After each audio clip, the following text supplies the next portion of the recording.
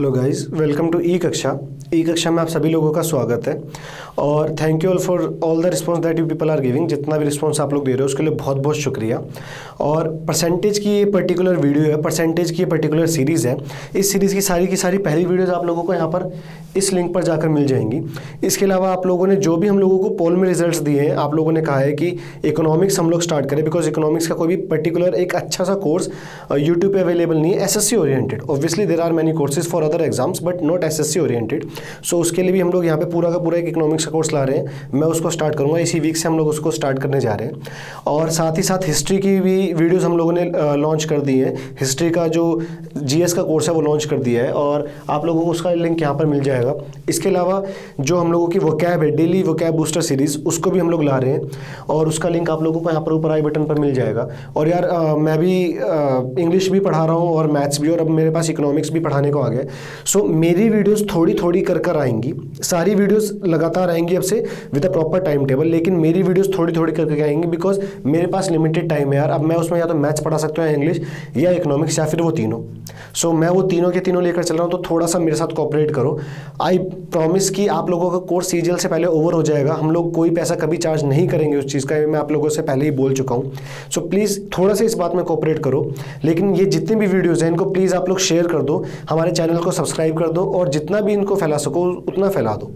तो गाइज हम लोग स्टार्ट करते हैं इस पर्टिकुलर वीडियो के साथ। परसेंटेज का ये जो चैप्टर है इसकी ये सीरीज़ है और इसके अंदर हम लोग नेक्स्ट क्वेश्चन देखते हैं। इससे पहले जितने भी क्वेश्चन है वो हम लोगों ने देखे और अब नेक्स्ट क्वेश्चन देखते हैं हम लोग। क्वेश्चन आप लोगों को आपकी स्क्रीन के ऊपर अभी दिखाई दे रहा होगा। क्वेश्चन आप लोगों से कह रहा है दैट इन एन एग्जामिनेशन, किसी परीक्षा में 35% of the candidates fail in maths, 35% छात्र गणित में फेल होते हैं। 25% फेल इन इंग्लिश, 25% छात्र अंग्रेजी में फेल होते हैं। If 10% fail in both the subjects, यदि 10% छात्र दोनों विषयों में फेल हो, then find how much percent students are pass in both the subjects. तो कितने प्रतिशत छात्र दोनों विषयों में उत्तीर्ण हैं यानी पास है। देखो यार, इस तरीके के क्वेश्चन को करने के अलग अलग तरीके हैं। इस तरीके के क्वेश्चन हम लोग जब 10th क्लास में थे, मुझे याद है हम लोग या तो इसको वेन डायग्राम से करते थे या फिर सेट वाली थ्योरी से करा करते थे। पर यहाँ पर सेट वाली थ्योरी मुझे उतनी पसंद इसलिए नहीं है बिकॉज उसमें हमें फॉर्मूलाज याद करने पड़ते हैं।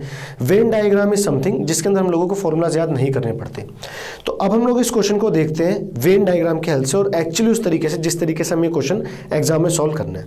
आप लोगों से बोला गया है क्या, that in an examination 35% candidates fail in maths, 35% छात्र गणित में फेल हो रहे हैं।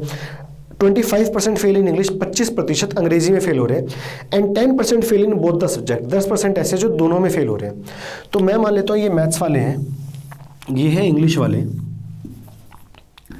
और ये हैं वो 10% जो दोनों में फेल हो रहे हैं। अब क्वेश्चन की पहली लाइन पढ़ो। क्वेश्चन की पहली लाइन में बोला है दैट 35% फेल इन मैथ्स, 35% गणित में फेल हो रहे हैं। इसका मतलब ये है कि 35% ऐसे हैं जो मैथ्स में फेल हो रहे हैं, लेकिन उन 35 में से 10% ऐसे भी हैं जो मैथ्स के साथ साथ इंग्लिश में भी फेल हो रहे हैं।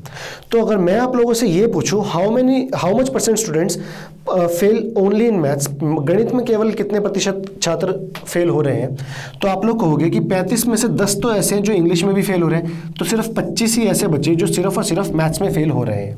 क्योंकि ये 25 और 10 टोटल मिलाकर 35 हो रहा है, लेकिन मैथ्स में सिर्फ 25% फेल है।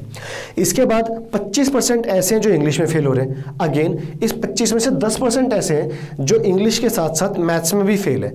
तो मैं आप लोगों से अगर पूछूं सिर्फ इंग्लिश में कितने फेल है, तो आप लोग कहोगे बाकी के बचे हुए 15%। तो 25% तो ऐसे जो मैथ्स में फेल हो रहे हैं, 15% ऐसे जो इंग्लिश में फेल हो रहे हैं और 10% ऐसे हैं जो दोनों में फेल हो रहे हैं। तो अगर मैं आप लोगों से पूछूं ऐसे कितने परसेंट स्टूडेंट्स हैं जो किसी ना किसी सब्जेक्ट में फेल हो रहे हैं, तो आप लोग कहोगे 25 सिर्फ मैथ्स वाले, 15 सिर्फ इंग्लिश वाले, 10 इन दोनों के, यानी टोटल मिलाकर 50% स्टूडेंट्स किसी ना किसी सब्जेक्ट में फेल हो रहे हैं। और अगर 50% स्टूडेंट्स किसी ना किसी सब्जेक्ट में फेल हो रहे होंगे तो बाकी के बचे हुए 50% स्टूडेंट्स दोनों के दोनों सब्जेक्ट्स में पास होंगे। तो मेरा आंसर कितना रहेगा यहाँ पर 50%। यहाँ पर लैंग्वेज बहुत समझना ज़रूरी है कि आपको ओनली बोला गया है या फिर बोला गया है कि फेल हो रहे हैं। ऐसे ही क्वेश्चन और देख लेते हैं क्योंकि ऐसे क्वेश्चन आप लोगों के आते हैं। बेसिकली रीजनिंग के क्वेश्चन हैं, लेकिन मैथ्स में भी आते हैं ये क्वेश्चन। एसएससी के ऊपर है, कहीं पे भी क्वेश्चन दे सकता है ये। अगला क्वेश्चन आप लोगों को आपकी स्क्रीन के ऊपर अब दिखाई दे रहा होगा। क्वेश्चन में बोला गया है क्या, that in a class of 60 students, 60 छात्रों की कक्षा में 40% स्पीक ओनली इंग्लिश, 40% केवल अंग्रेजी बोलते हैं, 40% स्पीक ओनली हिंदी, 40% केवल हिंदी बोलते हैं। 25% स्पीक ओनली इंग्लिश, 25% केवल अंग्रेजी बोलते हैं। And the rest speak both the languages, तथा शेष दोनों भाषाएं बोलते हैं। So find how many students speak English. अब इस क्वेश्चन में आप लोगों को दो चीज़ें समझने की है। एक तो आपसे बोला गया क्या, दैट 40% स्पीक ओनली हिंदी, केवल 40% हिंदी बोलते हैं, या 40% सिर्फ और सिर्फ हिंदी बोलते हैं, यानी 40% के अलावा और कोई हिंदी नहीं बोलता, या फिर हिंदी बोलने वाले या सिर्फ हिंदी बोलने वाले 40% है। मेरी बात को आप समझो, ऐसे भी होंगे जो हिंदी बोल रहे हैं, ऐसे भी होंगे जो इंग्लिश बोल रहे हैं, ऐसे भी होंगे जो दोनों बोल रहे हैं, लेकिन सिर्फ और सिर्फ हिंदी बोलने वाले सिर्फ 40% लोग हैं। इसी तरीके से सिर्फ और सिर्फ इंग्लिश बोलने वाले 25% है, और बाकी के सारी लैंग्वेज बोल रहे हैं, यानी दोनों लैंग्वेज बोल रहे हैं। तो आपसे बोला गया टोटल 60 छात्र हैं, तो उन 60 में से जो 40% है वो सिर्फ और सिर्फ हिंदी बोल रहे हैं, तो 60 का 40% यानी 24 लोग सिर्फ और सिर्फ हिंदी बोल रहे हैं। ऐसे ही 25% सिर्फ और सिर्फ इंग्लिश बोल रहे हैं, तो 25% यानी 15 लोग, और बाकी के बचे हुए सारे के सारे लोग जो हैं वो दोनों भाषाएं बोल रहे हैं। तो 24 ही हो गए, 15 ही हो गए, टोटल हो गए 39, और 60 में से बाकी बचे 21 लोग जो दोनों भाषाएं बोल रहे होंगे, हिंदी भी और इंग्लिश भी। तो हमसे पूछा गया सिर्फ और सिर्फ इंग्लिश कितने लोग बोल रहे हैं, तो इंग्लिश कितने लोग बोल रहे हैं, सिर्फ और सिर्फ इंग्लिश तो 15 लोग बोल रहे हैं। इंग्लिश टोटल कितने लोग बोल रहे हैं, 15 तो वो जो सिर्फ इंग्लिश बोल रहे हैं, प्लस 21 वो जो इंग्लिश के साथ साथ हिंदी भी बोल रहे हैं, क्योंकि हिंदी बोल रहे हैं उससे अपने को मतलब नहीं, लेकिन इंग्लिश तो बोल ही रहे हैं ना, तो इसमें ओनली वाले भी आ जाएंगे और बोथ वाले भी आ जाएंगे। So this will be equal to 36, यानी कुल 36 ऐसे लोग हैं जो दोनों की दोनों भाषाएं बोल रहे हैं। ये तो तरीका था इस क्वेश्चन को करने का। जब ये क्वेश्चन आया आप लोगों के रीजनिंग में, ऐसा क्वेश्चन जब मैथ्स में आएगा तो मैथ्स में इसकी थोड़ी सी लैंग्वेज चेंज करके आएगा। मैथ्स में क्वेश्चन जिस तरीके से आएगा, आप लोगों को क्वेश्चन अपनी स्क्रीन के ऊपर आप देख सकते हो। क्वेश्चन में बोल रहा है, in a village each of 60% of the families has a cow. किसी गांव में 60% परिवारों के पास एक गाय है। And each of 30% of the families has a buffalo, तथा 30% परिवारों के पास एक भैंस है। And 15% families have both the animals, तथा 15% परिवार के पास दोनों जानवर हैं। If the total number of families is 9600, यदि कुल 9600 परिवार हैं, then find how many families do not have any animal, तो कितने परिवारों के पास कोई भी जानवर नहीं है।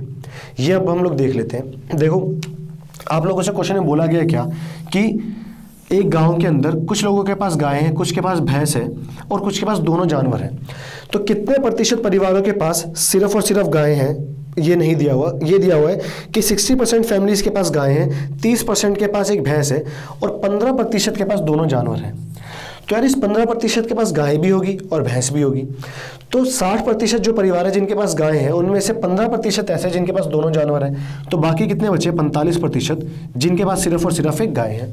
और 30% परिवार के पास भैंस है, जिसमें से 15% ऐसे जिनके पास एक गाय भी है। तो सिर्फ 15% ही और बचे जिनके पास सिर्फ और सिर्फ भैंस है।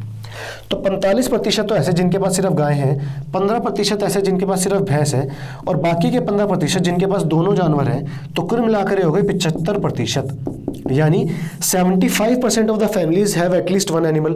75% परिवार के पास एक ना एक जानवर तो है। तो बाकी कितने बचे, 25% परिवार ऐसे हैं जिनके पास कोई भी जानवर नहीं है, और 25% का मतलब 1/4। तो 9600 कुल परिवार है, इनका 25% यानी 1/4 कितना होगा, ये आ जाएगा 2400। यानी 2400 परिवार ऐसे हैं जिनके पास कोई भी जानवर नहीं है। तो ये हम लोगों का आंसर हो जाएगा। ये था इस क्वेश्चन को करने का तरीका। अब हम लोग कुछ और क्वेश्चन देखते हैं। एक क्वेश्चन जो है जो हॉट फेवरेट रहता है, जब मैं एक ऑफलाइन इंस्टीट्यूट में पढ़ाया करता था तब ये क्वेश्चन मेरे से काफ़ी लोगों ने पूछा था। और इस क्वेश्चन को करने का किरण वाली बुक के अंदर ये क्वेश्चन दे रखा है, ये प्रीवियस ईयर क्वेश्चन है। इस क्वेश्चन को करने का एक बहुत बड़ा तरीका किरण वाली बुक के अंदर ही दे रखा है, पर हम लोग क्योंकि यहाँ पर अपना टाइम बचाना है और वीडियो का बनाने का मकसद भी यही है कि अपना टाइम बचाया जा सके, तो हम लोग ये क्वेश्चन अब देखते हैं। क्वेश्चन के अंदर बोला गया क्या, आप लोगों को क्वेश्चन आपकी स्क्रीन के ऊपर दिख ही रहा होगा। If the income tax rate is decrease by 19%, यदि आयकर की दर 19% कम कर दी जाए, 19% बढ़ा दी जाए, then the net income decreases by 1%, तो शुद्ध आय 1% बढ़ जाती है। Find the rate of income tax, तो आयकर की दर ज्ञात करें। ये क्वेश्चन है। इस क्वेश्चन को करने का XY से बहुत बड़ा तरीका किरण के अंदर दे रखा है, आप लोग वहाँ से देख सकते हो। मैं उस तरीके पे नहीं जाऊँगा बिकॉज मुझे आज तक वो समझ में नहीं आया। अब हम लोग उस तरीके में बढ़ते हैं जिस तरीके से हमें क्वेश्चन सॉल्व करना है। 2 मिनट के लिए इस लिखे हुए क्वेश्चन को भूल जाओ, मैं आप लोगों को जो समझा रहा हूँ वो समझो। मान लो आपकी कुछ इनकम है, मान लो कुछ टैक्स है, और मान लो इस टैक्स को पे करने के बाद आप लोगों की नेट इनकम बच रही है। मैंने आप लोगों से कहा आप लोगों की इनकम 100 रुपये है, आई say that your income is ₹100। अगर आप लोगों की इनकम 100 रुपये है और मैं आप लोगों से कहूँ कि रेट ऑफ इनकम टैक्स 20% है, the rate of income tax is 20%, तो रेट ऑफ इनकम टैक्स 20% है, तो 100 रुपये का 20% आप यानी 20 रुपये टैक्स दे रहे होगे। और 100 रुपये में से अगर 20 रुपये आप टैक्स दे रहे होगे तो आप लोगों की नेट इनकम कितनी बचेगी? 80 रुपये। सीधी सी बात है यार, 100 रुपये आपने कमाए, 20 रुपये टैक्स दिया, 80 रुपये आप लोगों के पास इनकम बची। अब यही इनकम टैक्स अगर 19% को भी भूल जाओ, मान लो 10% बढ़ा दिया जाए, यही इनकम टैक्स अगर 10% बढ़ा दिया जाए तो 20 रुपये पहले था, इस 20 रुपये का 10% अगर बढ़ा दिया जाए, इसको गलती से भी ये मत समझना कि 20% था तो 30% हो जाएगा ना, उसमें आएगा कि income tax rate is increased bye 10 basis points या 10 परसेंटेज पॉइंट्स। आप लोगों को अगर ये बोला जाए 19% या 10% बढ़ा दिया गया, इसका मतलब है कि पहले अगर टैक्स 20 रुपये था तो इस 20 रुपये पे 10 रुपये बढ़े हैं, या 10% बढ़ा है, यानी 20 रुपये का 10% इंक्रीज हुआ है। और 20 रुपये का 10% कितना होगा? 2 रुपये, यानी अब इनकम टैक्स आप लोगों को 22 रुपये देना है। इसका मतलब 30 रुपये नहीं है, आपको 22 रुपये देना है। यानी अगर आपकी इनकम अब 100 रुपये है तो आप इसमें से 22 रुपये टैक्स दे रहे होगे, तो आप लोगों के पास नेट इनकम कितनी बचेगी? 78 रुपीज़।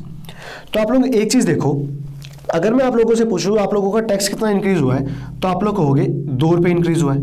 भैया आप टोटल देखोगे टैक्स कितना इंक्रीज हुआ है? 2 रुपये। और नेट इनकम कितनी डिक्रीज हुई है? 2 ही रुपये। यानी यहाँ से मैं एक छोटी सी चीज़ निकाल सकता हूँ क्या, that the increase in income tax is equal to decrease in net income. जितना इनकम टैक्स बढ़ रहा है उतनी ही नेट इनकम कम हो रही है।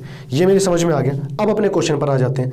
आपसे बोला गया है इनकम टैक्स रेट कितना इंक्रीज हुआ है? 19%। सो 19% ऑफ इनकम टैक्स और नेट इनकम कितनी डिक्रीज हुई है? 1% is equal to 1% of net income. तो यहाँ पे अगर परसेंटेज से परसेंटेज में कैंसिल आउट कर दूँ तो टैक्स अपॉन नेट इनकम कितनी आ जाएगी? This will be equal to 1/19। यानी अगर आप लोगों ने 1 रुपये टैक्स पे किया है तो आप लोगों की नेट इनकम कितनी होगी? 19 रुपये। आपने 1 रुपये टैक्स पे कर दिया तो तब जाके आपके पास 19 रुपये बचे हैं।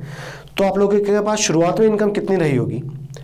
आप खुद ही सोचो, आपने 1 टैक्स पे कर दिया फिर भी 19 रुपये बच गए, यानी आप लोगों की शुरुआत में इनकम कितनी रही होगी? 20 रुपये। The income would have been ₹20। और इस 20 रुपये के ऊपर आप लोग कितना टैक्स पे कर रहे हो? 1 रुपये। तो रेट ऑफ इनकम टैक्स कितना आ जाएगा? 1/20 इंटू 100 यानी 5%। रेट ऑफ इनकम टैक्स कितना आ जाएगा? 5%। ये रहेगा मेरा आंसर। और इस तरीके से इस क्वेश्चन को हम लोग सॉल्व करेंगे। So this was the method to solve this question. ऐसा एक क्वेश्चन हम लोग और देख लेते हैं ताकि आप लोगों को ये चीज़ क्लियर हो जाए कि हम लोग इस क्वेश्चन को बेसिकली कर कैसे रहे हैं। ऐसा एक और क्वेश्चन आप लोगों को आपकी स्क्रीन के ऊपर अब दिख रहा होगा। क्वेश्चन कह रहा है क्या, if the rate of income tax is increased by 17%, यदि आयकर की दर 17% बढ़ा दिया जाए, then the net income is decreased by 3%, तो शुद्ध आय 3% कम हो जाती है। Find the rate of income tax, तो आयकर की दर ज्ञात करें। सेम वही फॉर्मूला हम लोग यूज करेंगे, that increase in tax is equal to decrease in net income. तो यार यहाँ से इंक्रीज इन टैक्स कितना है? टैक्स कितना इंक्रीज हुआ है? आप लोगों से कहा जा रहा है कि आयकर की दर 17% बढ़ा दी जाए, तो 17% टैक्स इंक्रीज हुआ है। और नेट इनकम कितनी कम हुई है? 3%। So this is equal to 3% of net income. तो यार अगेन यहाँ पे परसेंटेज से परसेंटेज कैंसिल कर दिया जाए तो टैक्स अपॉन नेट इनकम कितने के इक्वल आएगा? This will be equal to 3/17। यानी अगर मेरे पास 17 रुपये की नेट इनकम बच रही है तो मैंने 3 रुपये टैक्स पे करा होगा। और 3 रुपये टैक्स पे करा है, 17 रुपये बच रहे हैं, तो मेरे पास शुरुआत में कितने रुपये रहे होंगे? सीधी सी बात है, 20 रुपये रहे होंगे। तभी तो 20 में से मैंने 3 रुपये दिए, तभी तो 17 रुपये बचे। अब रेट ऑफ इनकम टैक्स निकालना है तो वो कितना आएगा? 3 रुपये टैक्स दे रहा हूँ मैं 20 रुपये की इनकम पर, तो rate of income tax will come out to be 15%। This will be equal to how much? 15%। तो ये रहेगा मेरा आंसर। तो गाइस परसेंटेज की जो वीडियो है उसके बेसिक्स यहाँ तक है। परसेंटेज की सीरीज हम यहाँ पर खत्म कर रहे हैं, बेसिक्स वाली। हॉर्स वाली सीरीज इसके बाद अब स्टार्ट होगी और इसके बाद एक नया चैप्टर हम लोग लेकर आएंगे आप लोगों के सामने ई कक्षा के ही प्लेटफॉर्म पर। तो अभी के लिए इस वीडियो के अंदर इतना ही। Kindly support our channel because you are the only one जो आप सपोर्ट कर रहे हो, और इस आई बटन के थ्रू आपको हमारी वीडियोस के लिंक मिल जाएंगे। So thank you for watching this particular video. हम लोग अगले चैप्टर में मिलते हैं और हॉर्स वाली सीरीज में मिलते हैं।